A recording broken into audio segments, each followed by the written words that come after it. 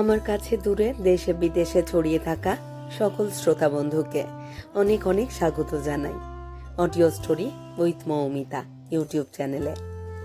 এই চ্যানেলে আজ আপনাদের পড়ে শোনাব গজেন্দ্র কুমার মিত্রের লেখা ছোট গল্প মানসিক। শুনতে থাকুন আজকের গল্প মানসিক।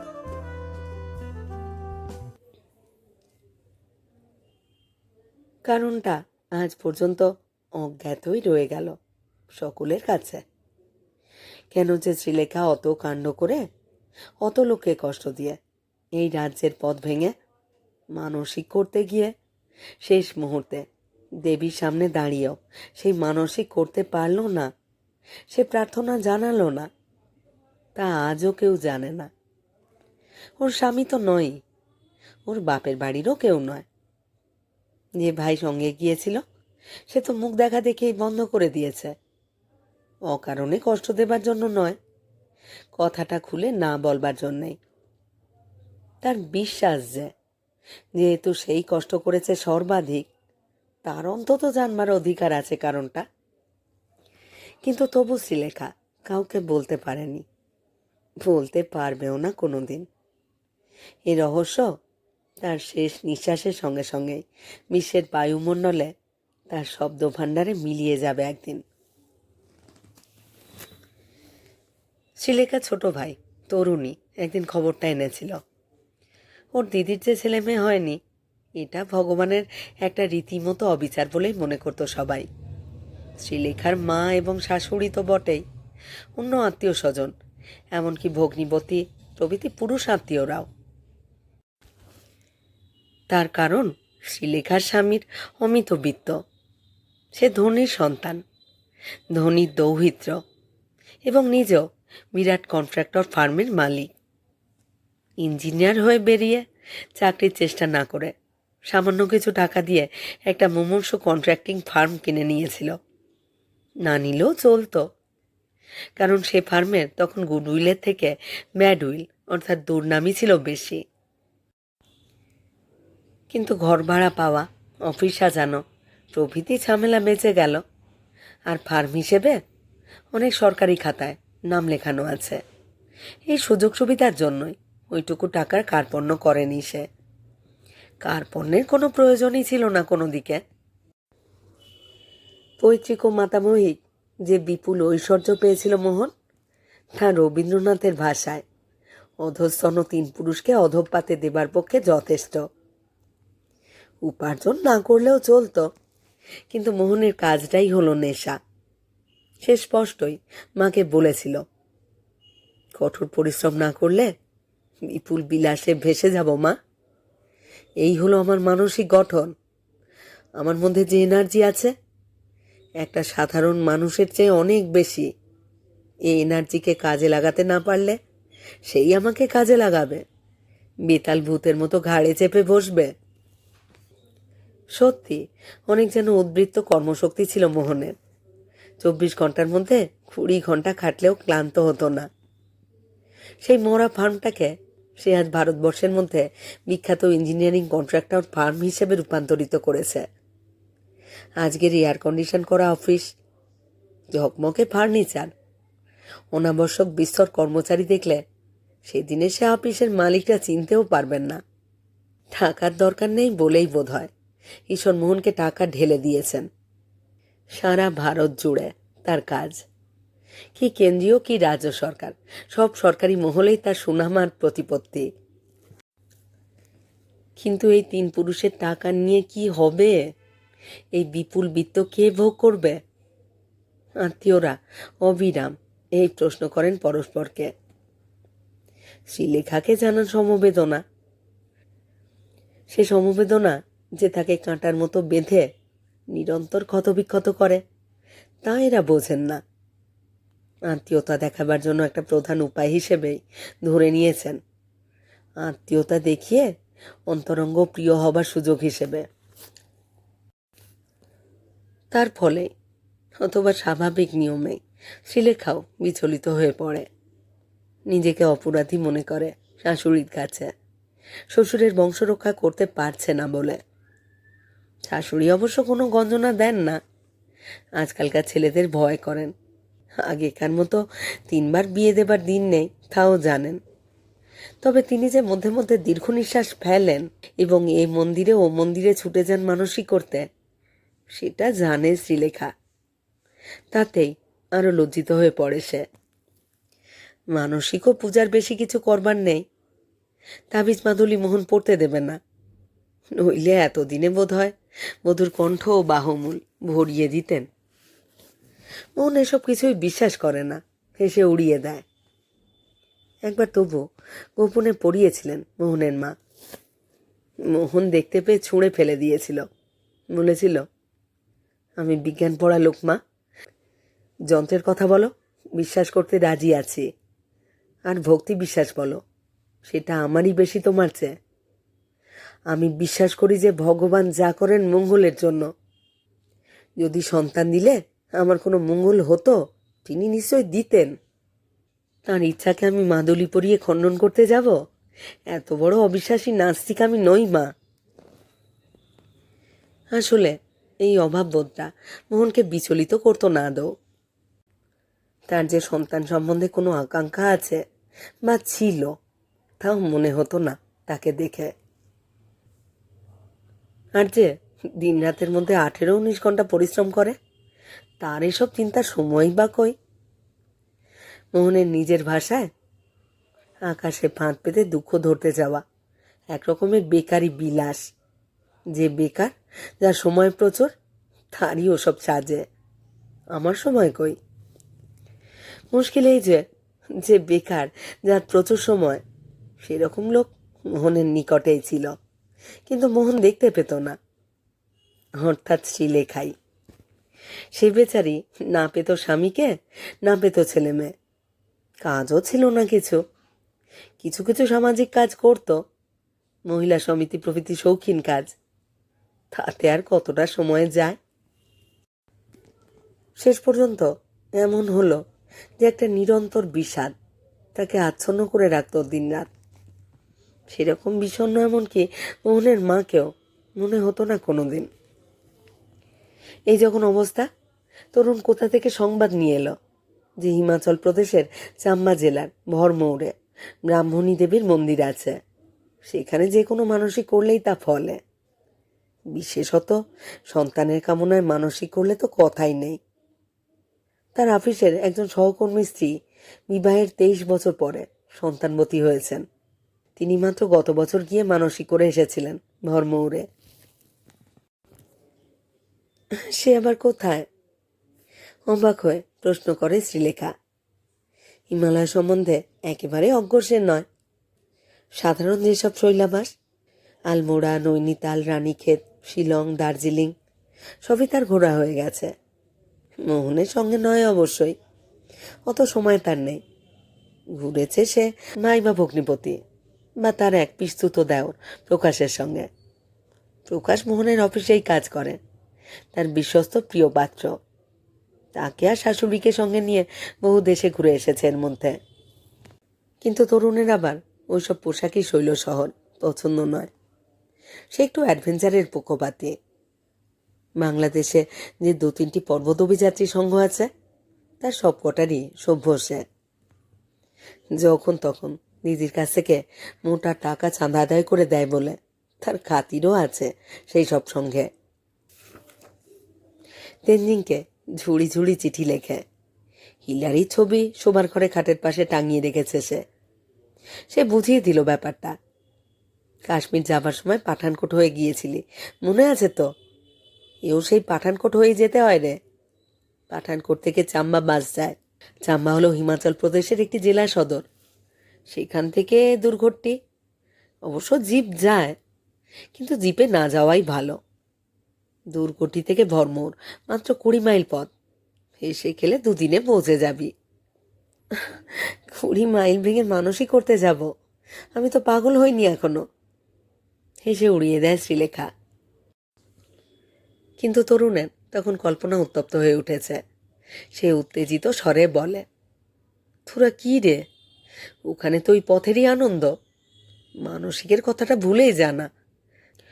ধর না, হিমালয়ের একটা আশ্চর্য জায়গায় যাচ্ছিস, দৃশ্য সৌন্দর্য দেখতে। তাছাড়া মণিমহেশ একটা বিখ্যাত তীর্থ, কত লোকে তো শুধু তীর্থ করতেই যায়। মণিমহেশ নামটা চেনা শ্রীলেখার, একাধিক ভ্রমণ কাহিনীতে পড়েছে সে। সেবার একটু কৌতূহলী হয়, বলে, উমা, মণিমহেশের কাছে নাকি? হ্যাঁ রে বাপু, হ্যাঁ, ওই ভরমোর হয়েই মণিমহেশ যেতে হয়। মণিমহেশ জায়গাটায় কোনো মন্দির নেই, শিবের মন্দির ওই ভরমৌরেই।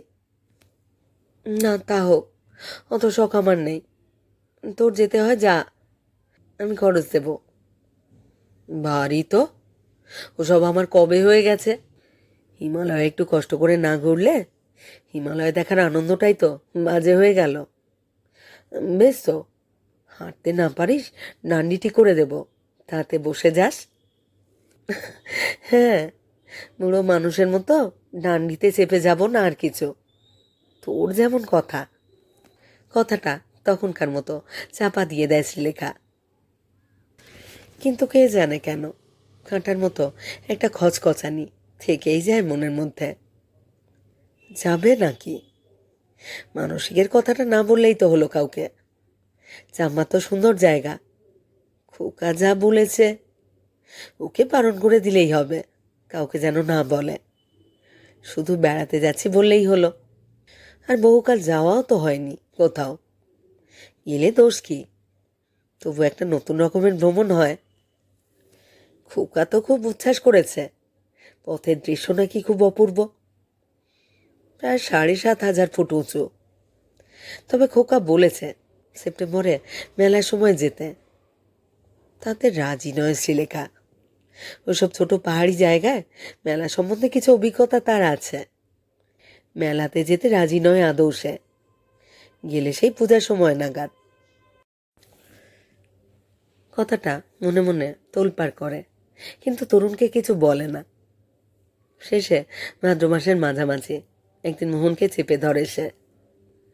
এবার পুজোয় আমাদের সঙ্গে বেড়াতে যেতে হবে তোমাকে। কোনো কথা শুনতে চাই না কিন্তু।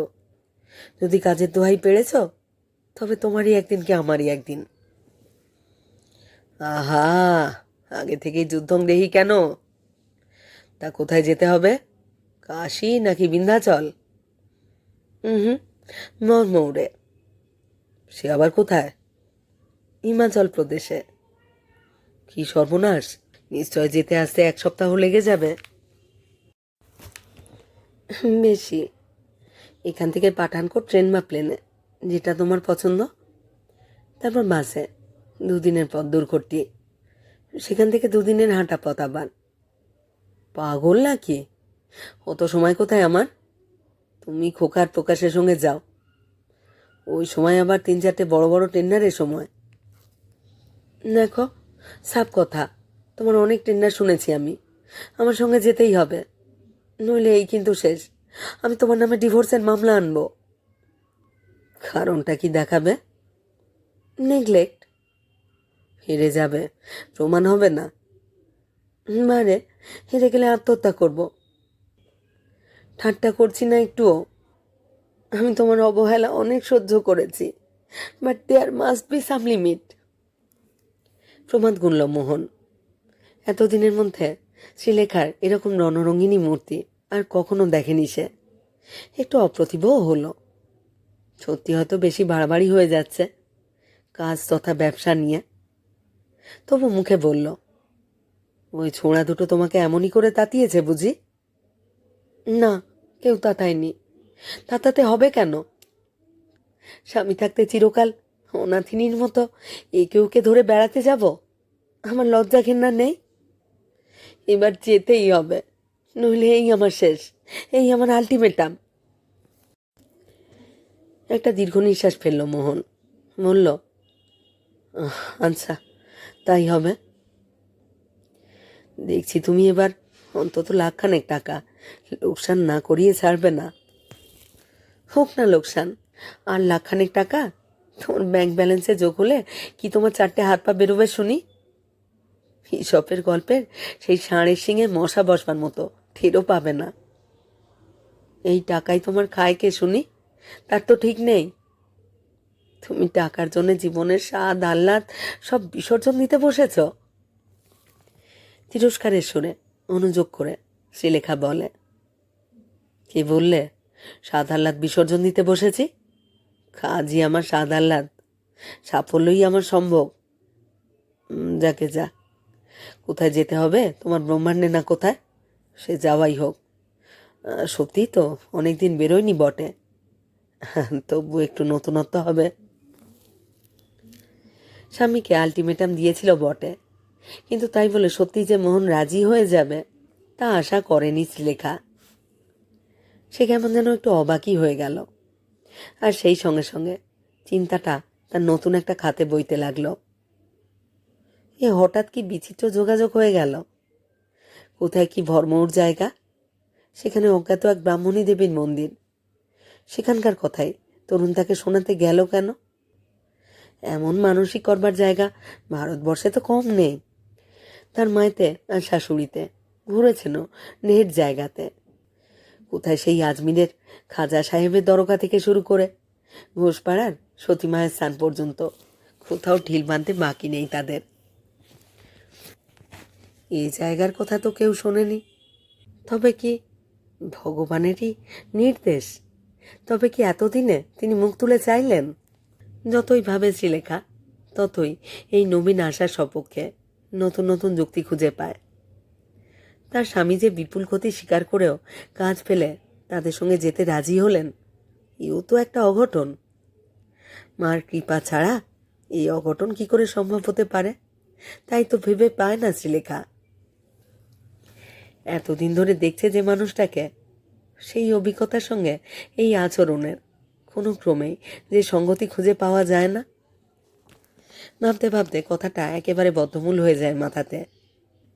এতকাল, বোধহয় বিয়ের 10 বছর পরে নতুন আশায় সঞ্জীবিত হয়ে ওঠে শ্রীলেখা। সেই বিষণ্ণ ভাবটা কেটে যায় একেবারে। আবার যেন নতুন জীবনের ছোঁয়া লাগে তাকে। সেই প্রথম বয়সের মতোই ঝলমল করতে থাকে, রূপে যৌবনে রসে রসিকতায়। ওকে দেখে অবাক হয়ে যায় মোহন, অবাক হয়ে যান বাবা মা ভাইরাও। এক মনে শ্রীলেখা যাত্রার আয়োজন করে। সাধারণ লোকের যাত্রা নয়, সাধারণ কোনো তীর্থযাত্রাও নয়। সুতরাং আয়োজনটা বেশ আড়ম্বরই হবে, সেইটাই স্বাভাবিক। তরুণা তরুণের পর্বত অভিযাত্রীদের বান্ধবদের সঙ্গেই তোড়জোড় শুরু করে দিল ওরা, যেন ওরা কোনো অজানা শৃঙ্গ জয় করতে যাচ্ছে, কোনো দুঃসাহসিক অভিযানে।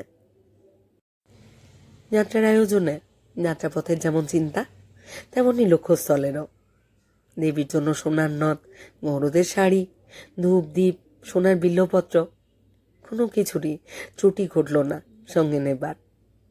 অবশ্যই এগুলো মোহনের কাছ থেকে গোপনে, পাছে এই পূজার অন্তরালে আর কোনো অভিসন্ধির সন্ধান পায় সে বড় লজ্জার কথা হবে। ছি ছি। পথে যেতে যেতে কত ভালো লাগলো বই কি। গোপন আশা ও গোপনতর কামনা বাদ দিয়েও মন আনন্দের বহু উপকরণ খুঁজে পেল। রাস্তা থেকেই যেন এক স্বপ্নরাজ্যে প্রবেশ করলো ওরা। ফলে দুর্ঘটি থেকে যখন হাঁটবার প্রশ্ন দেখা দিল, তখন না শ্রীলেখা না মোহন আর কেউই কোনো বাহন বা যান অর্থাৎ টাট্টু কিংবা ডান্ডি নিতে রাজি হলো না। সকলেই চাইল হাঁটতে। এমনকি এতে করে যে ফিরতে আরো 2 দিন দেরি হতে পারে তাও যেন ভুলে বসে রইল মোহন। ভরমৌরে পৌঁছে আরো ভালো লাগলো ওদের। ভরমৌরে একটি সুবিশাল উপত্যকা। উপত্যকার চারিদিকে ঘন নীল পর্বতশ্রেণী। সারা উপত্যকা জুড়ে অসংখ্য বাড়িঘর ছড়িয়ে রয়েছে। কেন্দ্রস্থল প্রায় সমতল। এই সমতল অংশটুকুতে মন্দির ও প্রাচীন রাজপ্রাসাদ। চাম্মার রাজাদের আদি নিবাস ভরমৌর। ভরমৌর একসময় চাম্মার রাজধানী ছিল। এখন ভরমৌর চাম্মা জেলার একটি মহকুমা মাত্র। উপত্যকার এক পাশ দিয়ে বয়ে যাচ্ছে মুডঢাল খরস্রোতা পাহাড়ি নদী। উচ্চতা 7,000 ফুট থেকে 8,000 ফুটের মধ্যে। প্রধান মন্দির মণিমহেশের। এই মন্দিরকে কেন্দ্র করে এক কোণে 84টি মন্দির ছিল, সেই জন্য এই অংশকে বলে চৌরাশিয়া। তার মধ্যে এখনো 10-15টি শিবলিঙ্গ বর্তমান। মণিমহেশ মন্দিরটি তো বেশ বড়, সুবিশাল শিবলিঙ্গ। এখন মণিমহেশে কোনো মন্দির নেই, এখানেই তার পুজো হয়। মণিমহেশ মন্দির ছাড়াও কয়েকটি মন্দির আছে, লক্ষ্মী, গণেশ, কার্তিক, নৃসিংহ প্রভৃতির। আর আছে একটি সুমিষ্ট জলের ঝর্ণা, ভরমৌরের প্রাণধারা। ভরমৌর নামটি হয়েছে সম্ভবত ব্রহ্মাণী দেবীর নাম থেকে। ব্রহ্মাণী দেবী বাস করেন এক পাহাড়ের উপর। দেবী অতিশয় জাগ্রত, তিনি এই প্রকৃতির নিয়ন্ত্রী। তার করুণা না হলে কোনো কাজ সার্থক হয় না। তিনি ভীষণ দর্শনা, উগ্রা। তারই ভয় নাকি মণিমহেশ যাবার পথে শিব এক রাত্রির বেশি থাকতে পারেননি এখানে। শিব যেখানে বিশ্রাম করেছিলেন সেইখানেই মণিমহেশ মন্দির। তরুণের এক বন্ধু জ্যোতির্ময় এই পর্বত অভিযাত্রী দলের চাই। তার কাছে জানতে চেয়েছিল শ্রীলেখা ভরমৌরের বিবরণ। তার জবাবে এই কটি লাইন লিখে পাঠিয়েছিল সে। লেখাটি সঙ্গে করে এনেছে ওরা, কিন্তু এখানে পৌঁছে দেখছে বর্ণনাটা বড়ই গদ্য। এর স্থানটা অনেক অনেক বেশি সুন্দর। কার যদি কিছু নাও হয়, তবুও এখানে আসা তাদের সার্থক হয়েছে বলে মনে করবে শ্রীলেখা। মোহন তো মনে হচ্ছে তার জগতের কথা, বাড়িঘর, রাস্তা নির্মাণ, মেরামত, টেন্ডারের কথা ভুলেই গেছে একেবারে। ওরা ভরমৌরে পৌঁছে সেই দিনই স্থানীয় মন্দিরগুলি সব দেখে নিল।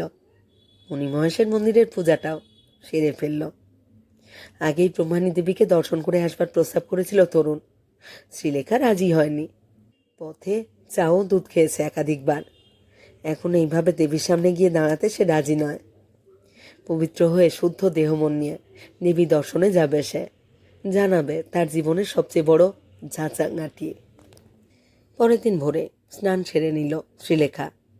সঙ্গের পাহাড়ি গাইটিরও হাত পা ধুইয়ে তার হাতে পূজার উপকরণ দিয়ে সূর্যোদয়ের প্রায় সঙ্গে সঙ্গে রওনা দিল সে। তরুণের পরামর্শে ফ্লাক্সে চা করে রেখে দিয়েছিল, শেষ রাত্রে তাই খেয়ে নিয়েছিল।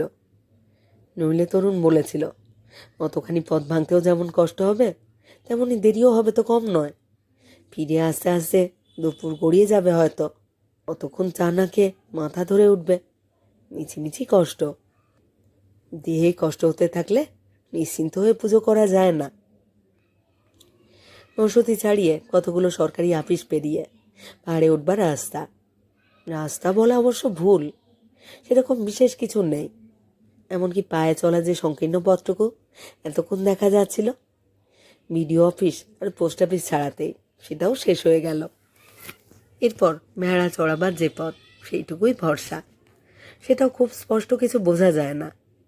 উপর থেকে পাহাড়ি ঝর্ণা নেমেছে, সেই স্রোতরেখাই পথরেখা আসলে। অবশ্য পাহাড়ি পথমাত্রেই তাই হয়। লক্ষ্য করলে দেখা যাবে দীর্ঘকাল পাহাড় কেটে নদী যে পথ করেছে, মানুষ সেই পথেরই সুযোগ নিয়ে তার পথ বানিয়েছে পরে। সেই জন্য বাসেই যান আর হেঁটেই যান, একটা না একটা নদী থাকবেই আপনার পথের পাশ দিয়ে। এখানে অবশ্য তৈরি পথ কিছু নেই, পাশে নুড়ি ডিঙিয়ে মারিয়েই যাওয়া।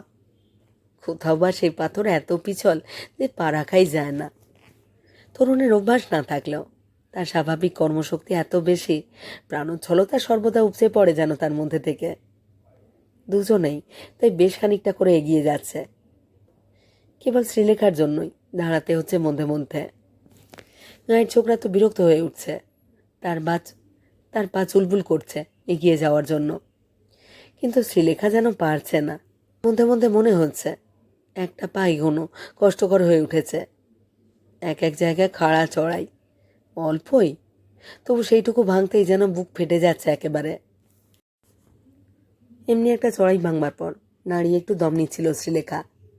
সঙ্গে দুজন ও গাইড, তিনজনেই সামনের দিকে এগিয়ে গেছে খানিকটা। খুব দূরে না গেলেও ঠিক সেখানটা দেখা যাচ্ছে না কাউকে, এমন একটা বাঁকের আড়ালে পড়েছে তারা। হঠাৎ যেন একেবারে শূন্য থেকে একটি সন্ন্যাসী এসে দাঁড়ালেন শ্রীলেখার মুখোমুখি। পাশেই একটা বিরাট আলগা পাথর দাঁড়িয়ে, সম্ভবত সেটারই উপাসে ছিলেন তিনি। ঘন ঘন নিঃশ্বাসের শব্দে সামনের দিক থেকে ঘুরে এসে দাঁড়িয়েছেন। এরকম আকস্মিক আর নিঃশব্দ আগমনে ভয় পেয়ে চমকে উঠবারই কথা। মানুষটাও বিরাটকায়, মাথায় তেমনই বিপুল জটা, পরনে সামান্য কৌপিন। এই দুর্দান্ত শীতেও একেবারে নগ্ন দেহে রয়েছেন, তাতে একটা গায়ে কাঁটা পর্যন্ত দেয়নি। কিন্তু প্রথমটা একেবারে বুকের মধ্যে হঠাৎ ছ্যাঁত করে উঠল। তার মুখের দিকে চেয়ে নিমেষে একটা আশ্বাস লাভ করল শ্রীলেখা। মারি প্রসন্ন আর উদার মুখ, দৃষ্টিতে অভয় যেন ঝরে পড়ছে। 2 হাত তুলেই নমস্কার করল শ্রীলেখা। পায়ে হাত দিতে যাচ্ছিল, কিন্তু সেটা অর্থাৎ শ্রীলোকের স্পর্শ উনি পছন্দ করবেন কিনা তা বুঝতে পারল না ঠিক। সাধুও 2 হাত কপালে ঠেকিয়ে স্পষ্ট কণ্ঠে শিব শিব ধ্বনি করতে লাগলেন। তারপর পরিষ্কার হিন্দিতে বললেন, দেবীকে দর্শন করতে যাচ্ছিস বেটি? যা মা যা, নিষ্কাম চিত্তে পবিত্র মনে মাকে প্রণাম করে আয়। কিন্তু খবরদার, মার কাছে কিছু যেন চেয়ে বসিস নি। ও বেটি ভারী বদ, চাইলে দেয়, কিন্তু যে যা চায় তা তো দেয়ই, সঙ্গে আরো বেশি কিছু দেয়। তুই হয়তো ছেলে চাইলি, ছেড়ে দিল, কিন্তু সে ছেলে হয়তো কানা খোঁড়া হলো, কিংবা আজীবন পঙ্গু, কিংবা হয়তো ভালো ছেলেই দিল, সেই সঙ্গে বৈধব্য দিয়ে দিল। পয়সা চাইলে পয়সা দেয়, ঢেলেই দেয় হয়তো। পাও দিল হয়তো বংশনাশ, লোকটা মারা গেল, মরল যখন ক্রোড়পতি, ভোগ করবার মতো একটি ছেলে বা মেয়ে নাতি নাতনি কিছুই তার নেই। না, দেবীর কাছে ভগবানের কাছে কিছু চাসনি, তাতে উনি বিরক্ত হন। তোর যাতে ভালো হয়, তোর না হলেও আর 5 জনের হয়, সে ব্যবস্থা তো তিনি করেই দিয়েছেন। তবে আর বখেরা করা কেন? এমনি যা বেটি, দর্শন করে পুজো দিয়ে আয়, ভালো হবে তোর। এই বলে খুব দ্রুত, যেন কেউ এই কটা কথা বলতেই পাঠিয়েছে, এমনই ভাবে কথা কটা সেরে তিনি আবার বড় পাথরটার আড়ালে চলে গেলেন। সামান্য একটু পরে প্রাথমিক সম্মিত ভাবটা কিছু কাটতেই প্রাণপণে খুঁজেও আর তাকে দেখতে পেল না শ্রীলেখা। যেন শূন্য থেকে আবির্ভাব ঘটেছিল তার, শূন্যেই আবার অন্তর্ধান ঘটল। যেন কেউ শ্রীলেখাকে হুঁশিয়ার করে দেবার জন্যই পাঠিয়েছিল। কোনো মতে কাজটা সেরে উনি চলে গেলেন। স্তম্ভিত হয়ে গিয়েছিল শ্রীলেখা। এই কথা বললে ভুল বলা হবে। ওর দেহের প্রতি রক্তবিন্দু যেন সেই কিছুকালের মতো নিশ্চল হয়ে গিয়েছিল। বুকে স্পন্দন ছিল না, ধমনীতে কোনো ধ্বনি ছিল না। বোধ হয় কয়েক মুহূর্তের জন্য নিঃশ্বাসও রুদ্ধ হয়ে গিয়েছিল। অবশ্য খুব বেশিক্ষণ থাকেনি সে অবস্থাটা। সামান্য কয়েক মুহূর্ত পরেই সম্বিত ফিরে পেল সে, আর সঙ্গে সঙ্গেই ব্যাকুল হয়ে সেই বড় পাথরটার ওদিকে কাছাকাছি সম্ভাব্য সমস্ত অন্তরাল খুঁজে দেখল। কোথাও আর দেখতে পেল না তাকে। যেন সত্যি সত্যি বাতাসেই মিলিয়ে গেলেন তিনি। বেশি খোঁজবার মতো জায়গাও ছিল না আশেপাশে, শক্তিও ছিল না শ্রীলেখার। শারীরিক ক্লান্তি তো আছেই, অকস্মাৎ এই একটা আবেগের আঘাতে সমস্ত স্নায়ুও যেন শিথিল হয়ে পড়েছিল। অবসন্নভাবে সেই জলের ধারে একটা বড় পাথরের উপর বসে পড়ল, বরফের মতো ঠান্ডা জলে পা ডুবিয়ে। বেশি দেন মা। বেশি কেন? যে যা চায় তার সঙ্গে বেশি কিছু, আরও খানিকটা। কি দেবেন তাকে? কি দিতে পারেন? সন্তানকে পঙ্গু করবেন, কানা খোঁড়া কালা, কিংবা বোকা, কিংবা চিররুগ্ন? তা হোক, তবু সন্তান তো, সেটা সহ্য করতে রাজি আছে। যদি গর্ভে কোনো সন্তান ধারণ করতে পারে, যদি কোলে কিছু পায়। কিন্তু কিন্তু ওই সাংঘাতিক কথাটা কেন বলল সন্ন্যাসী? কেন কেন তাকে ভয় দেখালো অমন করে? ওই সর্বনাশের কথাটা কেন বলল? ওই শব্দটা, বৈধব্য, বৈধব্য শব্দটা কেন উচ্চারণ করলো? মাঝি থক গেই ক্যা? গাইড এসে কখন দাঁড়িয়েছে কাছে, ঠিরও পায়নি শ্রীলেখা। সে আরও একটু চুপ করে থেকে জানালো, সব লোক ওখানে বসে অপেক্ষা করছেন। তাদের কি ফিরে আসতে বলবে সে? মাঝিকে কি ধরে নিয়ে যাওয়া দরকার হবে? না না রতন সিং, তুমি যাও, সাহেবদের বলো আমি এখনই আসছি, তাদের আর ফিরে আসতে হবে না। রতন সিং সবিনয় একটা সেলাম করে এগিয়ে গেল। আবার আজ যে তার বরাতে দুঃখ আছে তা তো বুঝতেই পারছে সে। কিন্তু মোহনের যদি কিছু হয়, মোহনের যদি কোনো অনিষ্ট হয়, না না না, সে কোনো মতেই সইতে পারবে না শ্রীলেখা।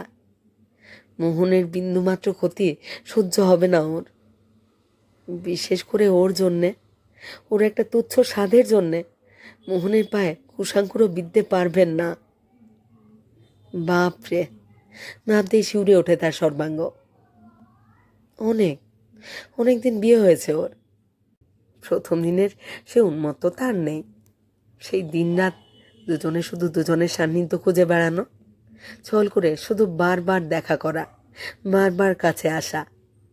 সেদিন হারিয়ে গেছে সত্যি কথা। তাই বলে কি ওরা পরস্পরের কাছ থেকে দূরে সরে গেছে খুব একটা? না না, তা তো যায়নি। এতদিন বুঝতে পারেনি, আজ পারছে। সেদিনের সে প্রেম আজও তেমনই আছে, বরং বাইরে থেকে সেটা ভিতরে পৌঁছেছে, চর্ম থেকে মর্মে। স্বামী আজ তার অস্তিত্বে, মন যাতে রক্তে অস্তিত্বে মিশে গেছেন। মোহন নেই, সে আছে। না না না, এই অবস্থা সে কল্পনা করতেও রাজি নয়। মোহন কর্মপাগল, কর্মযোগী, কর্ম আর উপার্জন, এই তার সাধনা। তবে সেও যে শ্রীলেখাকে আজও তেমনি করে ভালোবাসে তা সে জানে। কাজ তার কাছে জীবনের চেয়েও বড়। সেই কাজকে উপেক্ষা করে এক কথায় চলে এসেছে শ্রীলেখারই জন্যে না? আচ্ছা, মোহনকে সে এত ভালোবাসে কেন? সে কি মোহন অমিত বিত্তশালী বলে, বিদ্বান বুদ্ধিমান ধনী উদ্যমী বলে? না না, এসব কোনো কিছুর জন্যই মোহনকে ভালোবাসে না সে। মোহন তো মোহনই, তার তুলনা নেই। ঐশ্বর্য, বিদ্যা, বুদ্ধি, কর্মশক্তি ছাড়াও তার যে আরেকটি সত্তা আছে, তার আত্মা সেই মোহন রূপ দেখেছে শ্রীলেখা। সেই ভদ্র, মমতাপরায়ণ, প্রেমিক, কর্তব্যনিষ্ঠ, সে মোহনের তুলনা নেই। হতে পারে আপন মনের মাধুরী মিশিয়েই মোহনের সেই মানুষরূপের প্রতিষ্ঠা করেছে শ্রীলেখা নিজের মনে। আসল মোহন এতটা নয়, তবু শ্রীলেখার কাছে তার মোহনই যে সত্য। সন্তান কেন, সারা পৃথিবীর সমস্ত সুখ, সমস্ত স্বাদ, সমস্ত উজ্জ্বল সম্ভাবনার বিনিময়েও মোহনের এতটুকু অনিষ্ট সে বরদাস্ত করতে প্রস্তুত নয়। আশ্চর্য, এতটা যে এখনো ভালোবাসে সে মোহনকে, তা তো শ্রীলেখা নিজেও জানতো না, বুঝতেও পারেনি এতকাল এমন ভাবে। এখন তাকে হারাবার সম্ভাবনা মাত্র মনে হতেই যেন সমস্ত ভিতরটা যন্ত্রণায় পাক দিয়ে দিল কে। না না না, স্বামী না থাকলে এই জগৎটাই মিথ্যা হয়ে যাবে শ্রীলেখার। তার বেঁচে থাকবার কোনো মানেই থাকবে না। দরকার নেই তার সন্তানের, দরকার নেই কিচ্ছুতেই। এই দিদি, ও কি রে, বসে বসে ঘুমিয়ে পড়লি নাকি নাকি অজ্ঞান হয়ে পড়লি? চেঁচাতে চেঁচাতে এগিয়ে আসে তরুণ। তাকে ঠেলে একেবারে কাছে এসে দাঁড়ায় মোহনও। ফিলিং ফেন্ট? উদ্বিগ্ন সস্নেহ কণ্ঠে প্রশ্ন করে সে। না না, কে বললে? ওসব কিছু না, চলো যাচ্ছি, এবারে ঠিক আছি। সত্যি জোরে চলতে শুরু করে সে আবার। হুম, আর অত ক্যাচরানি দেখিয়ে দরকার নেই। আমার হাতটা ধরো দিকে, আমার হাতে ভর দাও। মোহন তার কনুইটা এগিয়ে দেয় স্ত্রীর দিকে। আরে না না, ওসব কিছু না। ধরোই না বাপু, হাত ধরবার জন্যই তো স্বামী, একসঙ্গে যায় না কিছুটা। আমার হাত ধরে তুমি নিয়ে চলো সখা। হোয়াট? কি বলিস রে রতন? হা হা হা, কি বলিস? হেসে ওঠে মোহন, একরকম জোর করে শ্রীলেখার হাতটা নিজের কনুইয়ে গলিয়ে নিয়ে চেপে ধরে। কে জানে কেন এতকাল পরেও এই স্পর্শে রোমাঞ্চ জাগে শ্রীলেখার। একেবারে উপরের সমতলে পৌঁছে হাত ছাড়তে দেয় মোহন। তারপরেও প্রশ্ন করে, দেখো দেখো, ঠিক আছো তো? চলতে পারবে তো? শ্রীলেখা ঘাড় নাড়ে, বলে, হ্যাঁ হ্যাঁ, ঠিক আছি, তুমি এগিয়ে যাও। এই যে আমি কুণ্ডের জল স্পর্শ করে তবে যাচ্ছি। ইচ্ছে করেই বোধহয় পিছিয়ে পড়ে সে।